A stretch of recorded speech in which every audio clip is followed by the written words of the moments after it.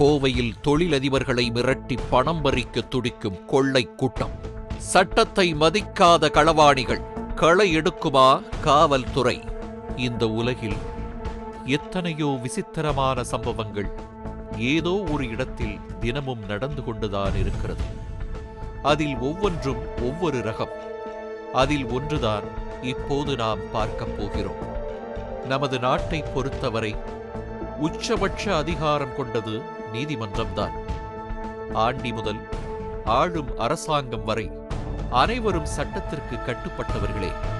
இப்படி இருக்க இந்திய சட்டம் எங்களை கட்டுப்படுத்தாது என்று கொக்கரிக்கும் ஒரு கொள்ளை கூட்டத்தின் ஆட்டத்தை தான் நாம் விரிவாக பார்க்கப் போகிறோம். கோவை தெலுங்குபாளையம் பகுதியைச் சேர்ந்த ராமச்சந்திரன் என்பவர் தொழிலதிபர் ஆவார். இவர் காலி நிலங்களை வாங்கி விற்கும் ரியல் எஸ்டேட் தொழிலை பல ஆண்டுகளாக செய்து வருகிறார்.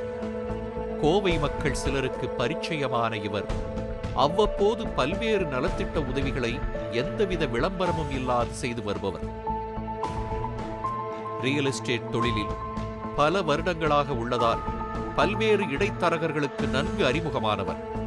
இந்த சூழ்நிலையில் தாம்பரத்தில் உள்ள முத்து என்பவரின் மகன் எட்வின் கிறிஸ்டோபர் இவரை தொடர்பு கொண்டு, எங்களது வீட்டிற்கு அருகில் தி பென்கோஸ்டல் மிஷன் என்கிற தேவாலயம் உள்ளது என்றும் அதில் தானும் தனது தந்தை முத்து அவர்களும் உறுப்பினர்களாக உள்ளார்கள் என்றும் கூறி, மேற்படி தேவாலயத்திற்கு அருகிலுள்ள கிருஷ்ணநாடார் என்பவரின் 1.4 ஏக்கர் நிலத்தை அவரது வாரிசுகளிடமிருந்து வாங்கி எங்களது தேவாலயத்திற்கு விற்றால் 12 கோடி லாபம் கிடைக்கும் என்றும் அதில் 10% சுமார் 1.2 கோடி எங்களுக்கு கமிஷனாக கொடுக்க தயார் என்றால் சொல்லுங்கள் எனவும் கூறியிருக்கிறார்.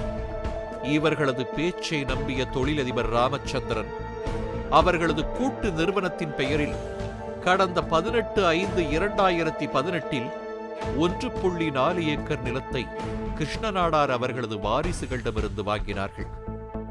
இந்த சூழ்நிலையில் கிறிஸ்டோபர் மேற்படி சர்ச்சுக்கு விற்றபின் தனக்கு கொடுக்க வேண்டிய கமிஷனில் ஒரு பகுதியாக ரூபாய் 67 லட்சத்தை தனது வங்கிக் கணக்கில் முன்பே தருமாறு சாமர்த்தியமாக கூறி பெற்றுக்கொண்டார். ஆனால் பென்கோஸ்டல் மிஷன் சர்ச்சுக்கு பேசியபடி விற்க எவ்வித முயற்சியும் எடுக்காமல் காலம் கடத்தி வந்துள்ளார். அதனால் ராமச்சந்திரன் மற்றும் அவரது நிறுவன பங்குதாரர்கள் கடந்த 2019 நேரடியாக மேற்படி தேவாலயத்திற்கே சென்று விசாரிக்க, எட்வின் கிறிஸ்டோபர் மற்றும் அவரது தந்தை ஆகிய இருவரும் அந்த தேவாலயத்தில் உறுப்பினர்களே இல்லை என்பதை அறிந்து அதிர்ச்சி அடைந்தார்கள். தான் ஏமாற்றப்பட்டதை தெரிந்து கொண்ட ராமச்சந்திரன் மற்றும் அவரது நிறுவனத்தினர் எட்வின் கிறிஸ்டோபர் வீட்டிற்கே சென்று தன்னிடம் மோசடி செய்த 67 லட்சம் ரூபாய் பணத்தை திருப்பிக் கொடுக்குமாறு கேட்டிருக்கிறார்கள்.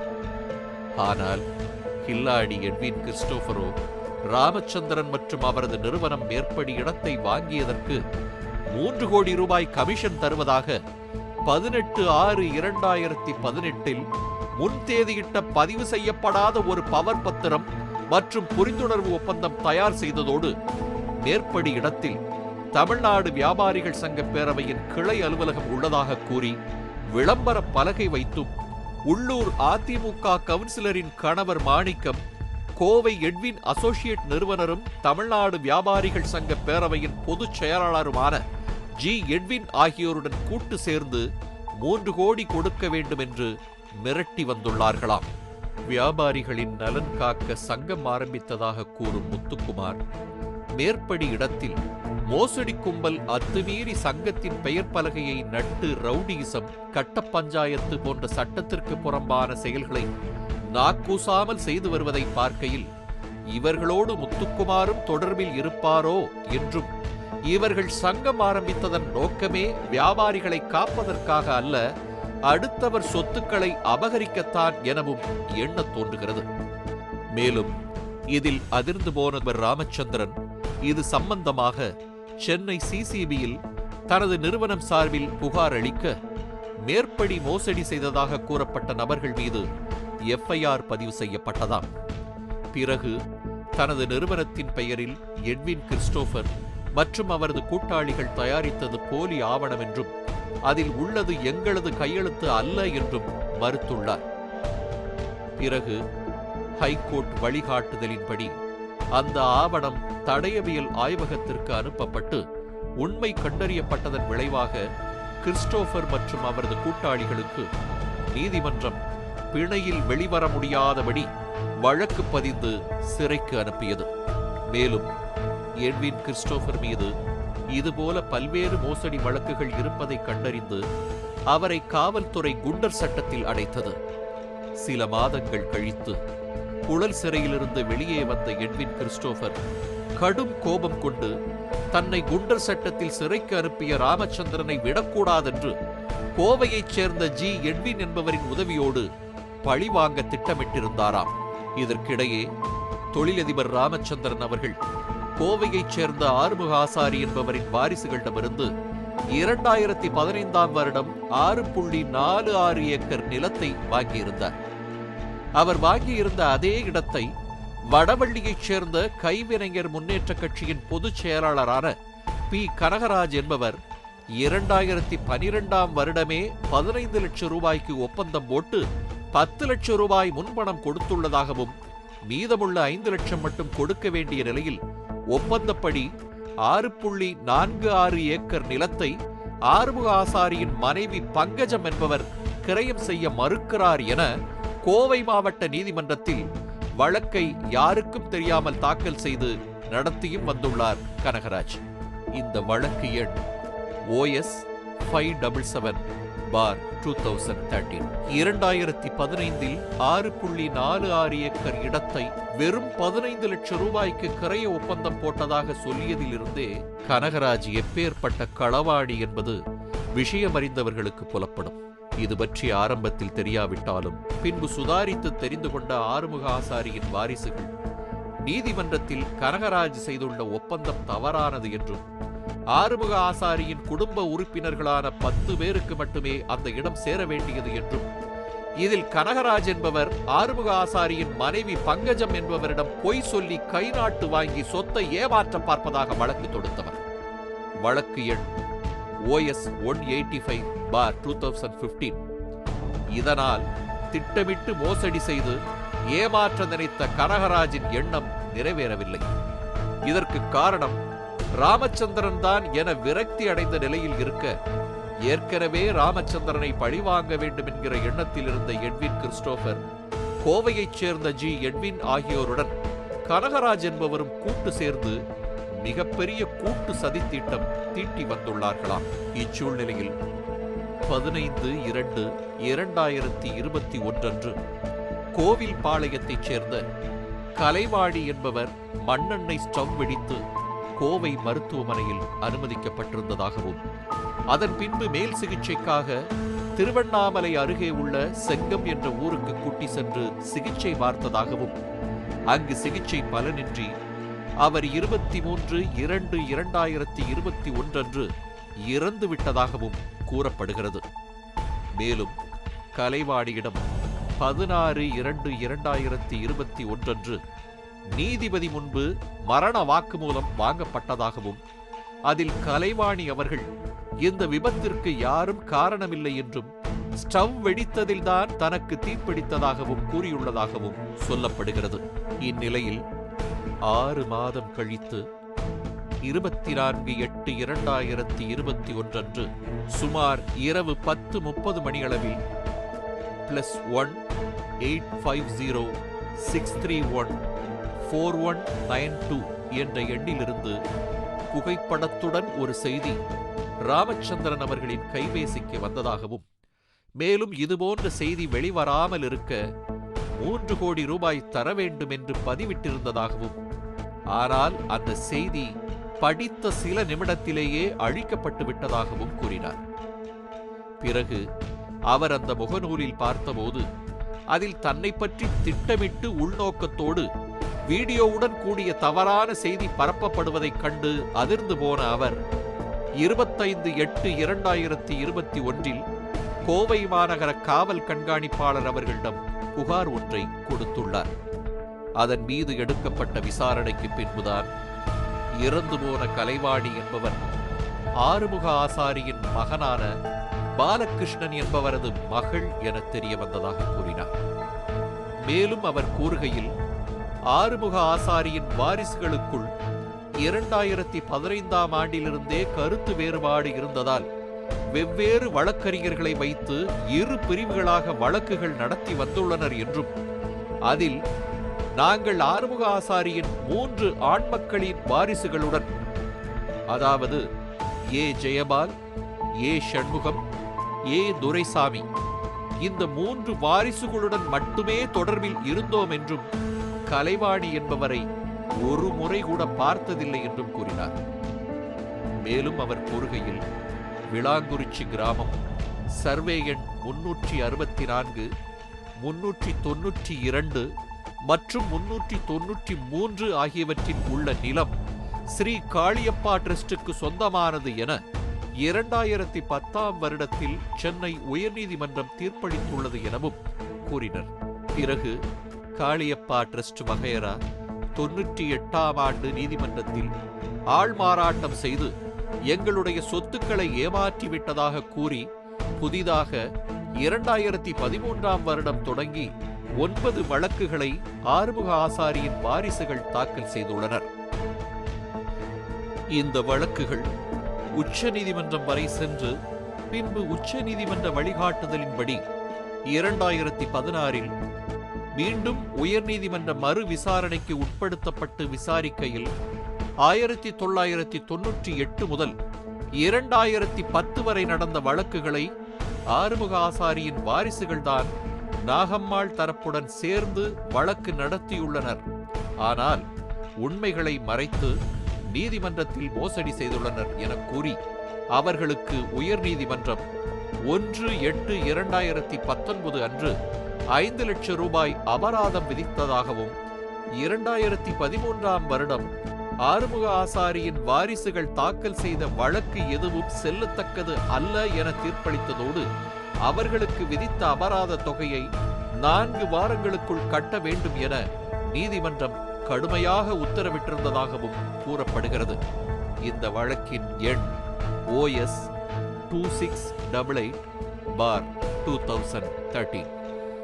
அதன் பிறகு ஆறுமுக ஆசாரி வகையரா வழக்கு சம்பந்தமாக எவ்வித மேல்முறையீடும் செய்யவில்லை. இந்த சூழ்நிலையில் ஆறுமுக ஆசாரியின் வாரிசுகளுக்கே சொத்து இல்லாத போது இவர்கள் ராமச்சந்திரன் அவர்களுக்கு கொடுத்த கிரயம் செல்லாது என நீதிமன்றமே ரத்து செய்துவிட்டது. அதன் பிறகு ஆறுமுக ஆசாரியின் குடும்பத்தினரோடு ராமச்சந்திரன் அவர்கள் எந்த தொடர்பும் வைத்துக் கொள்ளவில்லை என்றும், தற்போது கனகராஜ் இந்த சூழ்நிலையை பயன்படுத்தி ஆறுமுக ஆசாரியின் வாரிசுகளோடு கைகோர்த்து கொண்டு ஸ்ரீ காளியப்பா டிரஸ்ட் வகையராவிடம் பணம் பறிக்க திட்டமிட்டு நடக்காத ஒரு விஷயத்தை நடந்ததாக கூறி மோசடி செய்து வருகிறார் என்றும் கூறப்படுகிறது. 21 ஆண்டுகள் கடந்த பிறகும் 12 வழக்குகளில் நீதி அரசர்களால் தீர்ப்பளித்த பிறகும் ஆறுமுக ஆசாரியின் குடும்பத்தினருக்கு இந்த சொத்தில் எவ்வித சம்பந்தமும் இல்லை என்று உயர்நீதிமன்றம் 2 முறை தீர்ப்பளித்த பிறகும் எந்தவித முகாந்தரமுமின்றி தொழிலதிபர் ராமச்சந்திரன் மற்றும் அவரது மனைவி இருவரையும் பழிவாங்க வேண்டும் என்கிற திட்டத்தை மட்டும் மனதில் வைத்துக் கொண்டு வக்கிர புத்தியோடு மாதக்கணக்கில் எட்வின் கிறிஸ்டோபர், கயல்விழி இருவரும் கோவையில் முகாமிட்டு எட்வின், பி கனகராஜ், பொன்னுசாமி, சதாசிவம், சாந்தாமணி ஆகியோரை கூட்டு சேர்த்துக் கொண்டு உண்மைக்கு புறம்பான தகவல்களை பரப்பி வருகிறார்கள். அடுத்தவர் பணத்தை பிடுங்கி பகட்டு வாழ்க்கை வாழ ஆசைப்படும் எட்வின் அசோசியேட்ஸ், எட்வின் உள்ளிட்ட 4 பேரும் சேர்ந்து புதிதாக ஒரு கதையை திரிக்க ஆரம்பித்தார்கள். அது என்னவென்றால், ராமச்சந்திரன் அவர்கள் 2010இல் பொன்னுசாமி என்பவரிடம் நிலம் வாங்க ஓர் ஒப்பந்தம் போட்டிருந்தார். பிறகு பொன்னுசாமியின் பித்தலாட்டம் அறிந்த பின்பு 2011இல் மேற்படி ஒப்பந்தத்தை ரத்தும் செய்துவிட்டார். அன்றே அந்த இடத்தை பொன்னுசாமியும் வேறொருவருக்கு விற்றுவிட்டார் என்று கூறப்படுகிறது. ராமச்சந்திரன் அவர்கள் பொன்னுசாமியிடம் அன்றிலிருந்து எவ்வித தொடர்பும் வைத்துக் கொண்டதில்லை என்றும், இந்நிலையில் பொன்னுசாமியை சந்தித்த மேற்படி களவாணிகள் 4 பேரும் அவருக்கு பணத்தாசை காட்டி தங்களது வலையில் வீழ்த்தியதோடு பல வருடங்கள் கழித்து தற்போது புதிதாக காவல் நிலையத்தில் பொய்ப் புகார் ஒன்றை ராமச்சந்திரன் மீது கொடுக்க வைத்துள்ளனர் என்றும், இந்த பொன்னுசாமியும் ஏற்கனவே பல்வேறு முறைகேடுகள் செய்து சிறைக்கு சென்று வந்தவர் என்பதும் குறிப்பிடத்தக்கது. இதோடு விட்டார்களா என்றால் அதுதான் இல்லை. ஆறுமுக ஆசாரியின் வகையராக்களுக்கு சொத்தே இல்லை என தெளிவாக தெரிந்த பிறகும் இறந்து போன கலைவாணியின் தாயார் சாந்தாமணி மற்றும் ஆறுமுக ஆசாரியின் பேத்தியின் கணவரான சதாசிவம் என்பவரையும் பொய்யான தகவலை பேச வைத்து அதை வீடியோவும் எடுத்து சமூக வலைதளங்களில் வெளியிட்டுள்ளார்களாம். இந்த சதாசிவமும் பித்தலாட்டம் செய்து பிழைக்கும் பொன்னுசாமியும் நெருங்கிய நண்பர்கள் என்பதும் குறிப்பிடத்தக்கது. தொடர்ந்து என் மீதும் என் மனைவியின் மீதும் ஏதாவதொரு அவதூறை பரப்ப வேண்டும் என்ற எண்ணத்தில் இந்த அயோக்கியர்கள் தெரிவதாகவும், இதனால் மிகுந்த மனவேதனை ஏற்படுவதாகவும் ராமச்சந்திரன் அவர்கள் நம்மிடம் தெரிவித்தார். இந்த கொடுஞ்செயல் மேற்கண்ட களவாணிகளின் வக்கிர புத்தியை காட்டுவதோடு இவர்கள் எந்த செயல் செய்வதற்கும் அஞ்சமாட்டார்கள் என நம்மால் அறியவும் முடிகிறது. தான் தோன்றித்தனமாக தரமில்லாத வார்த்தைகளை பேசியும் சமூக வலைதளங்களில் அபாண்டமான குற்றச்சாட்டுகளை பதிவிட்டு வரும் இந்த களவாணி கூட்டத்தின் காரியதர்சி கயல்விழி உள்ளிட்டோர் மீது உரிய நடவடிக்கை எடுக்க வேண்டும் என்றும், கூலிக்கு மாரடிக்கும் கூட்டத்தை ஒடுக்கி தரிகட்டு ஆடும் கயவர்களை காவல்துறை இரும்பு கரம் கொண்டு ஒடுக்க வேண்டும் எனவும் பலரும் எதிர்பார்க்கிறார்கள். கயல்விழி என்பவர் மீது பல மாவட்டங்களில் பல்வேறு வழக்குகள் இருப்பதாகவும் சொல்லப்படுகிறது. உயர் நீதிமன்றமே ஆறுமுக ஆசாரியின் வாரிசுகள் மோசடி செய்துள்ளார்கள் என தீர்ப்பளித்ததை நன்றாக தெரிந்தும் கனகராஜ் ஒருபுறம் கைவினைஞர் முன்னேற்ற கட்சியின் சார்பாக கலைவாணி விஷயத்தில் அந்த குடும்பத்தாருக்கு ஆதரவாக போஸ்டர் அடித்து ஒட்டிவிட்டு, மறுபுறம் நீதிமன்றத்தில் ஆறுமுக ஆசாரியின் மனைவி ஒப்பந்தம் செய்து கொடுத்தபடி கிரயம் தர மறுக்கிறார் என வழக்கும் நடத்தி நீதிமன்றத்தையே ஏமாற்றி வருகிறார். இந்த வழக்கு எண் OS நம்பர் 577/2013. பணம் பறிக்க ஆறுமுக ஆசாரியின் வாரிசுகளோடு களவாணி கனகராஜ் கைகோர்த்து தில்லாலங்கடி வேலை செய்து வருவது தெளிவாக தெரிகிறது. பணத்தையும் பறிகொடுத்து வேண்டாத பழிச்சொல்லுக்கும் ஆளாக நேரிட்டது என ராமச்சந்திரன் அவர்கள் வேதனை அடைந்தார். இப்படி பணம் பறிக்க பல்வேறு சதிவலைகள் பின்னும் இவர்களையும் இவர்களது பின்னணி குறித்தும், இதன் பிறகாவது காவல்துறையினர் ஆறுமுக ஆசாரியின் வகையரா மற்றும் பணம் பறிக்கும் மாஃபியாக்களை சட்டப்படி விசாரித்து அவர்களின் கொட்டத்தை அடக்கி நீதியை நிலைநாட்டிட வேண்டும். மேற்படி இந்த சமூக விரோத கும்பல் 4 பேரை பற்றிய விவரங்களை நாமும் விசாரித்து வருகிறோம். தவறு யார் செய்தாலும், அவர் எப்பேற்பட்ட ஆளாக இருந்தாலும் நாம் விடுவதாக இல்லை. இது சம்பந்தப்பட்ட மற்றும் இதற்கு உடந்தையாக இருந்த அனைவரின் பின்னணியையும் வெளியிட்டு இவர்களின் முகத்திரையை கிழிப்போம். மேலும் பல்வேறு தகவல்களுடன் அடுத்த பதிவில் சந்திப்போம்.